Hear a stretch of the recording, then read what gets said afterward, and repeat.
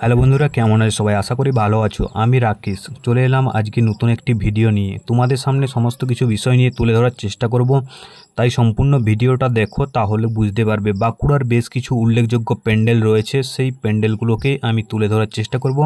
তো আমরা বাড়ি থেকে বেরিয়েছি পুয়াবাগান প্যান্ডেলে যাওয়ার উদ্দেশ্যে। পুয়াবাগান মণ্ডপে গিয়ে যখন আমরা যাই, সেই জায়গাতে বেশ কিছু মণ্ডপ পড়ে, সেগুলোকে আমরা দেখলাম। সেগুলো দেখার পর আমরা যখন পুয়াবাগানে পৌঁছাই, তখন দেখি সেখানে এত পরিমাণে লাইন হয়ে আছে। প্যান্ডেলের কাছে এত লাইন দেখে আমরা যেতে পারলাম না ভিতরের দিকে।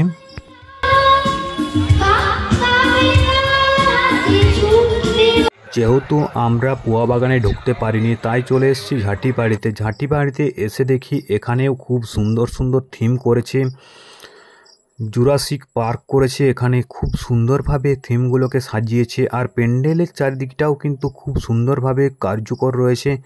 খুব সুন্দর শিল্পকলার মধ্য দিয়ে কিন্তু এরা তৈরি করেছে এই জায়গাটা। সত্যি অসাধারণ লেগেছে। আর যে পার্কটা বানিয়েছে, যে থিম বানিয়েছে, সত্যি অসাধারণ, যা চমকপ্রদ। এখানে চারিদিকটা এত সুন্দরভাবে সুসজ্জিতভাবে বানিয়েছে, জুরাসিক যুগকে তুলে ধরেছে। পুরো ডাইনোসরের আমল দেখতে পাচ্ছ। খুব সুন্দরভাবে চারিদিকটা কিন্তু সাজিয়েছে, থিমগুলো কিন্তু খুব ভালো, তাই তোমাদের সাথে শেয়ার করছি। দেখতে পাচ্ছ ডাইনোসরের যে জীবাশ্ম, তো সমস্ত কিছু, মানে এই যে ডাইনোসরের জুরাসিক যুগের যে সমস্ত কিছু সমস্ত থিম কিন্তু সুসজ্জিতভাবে সাজানো রয়েছে।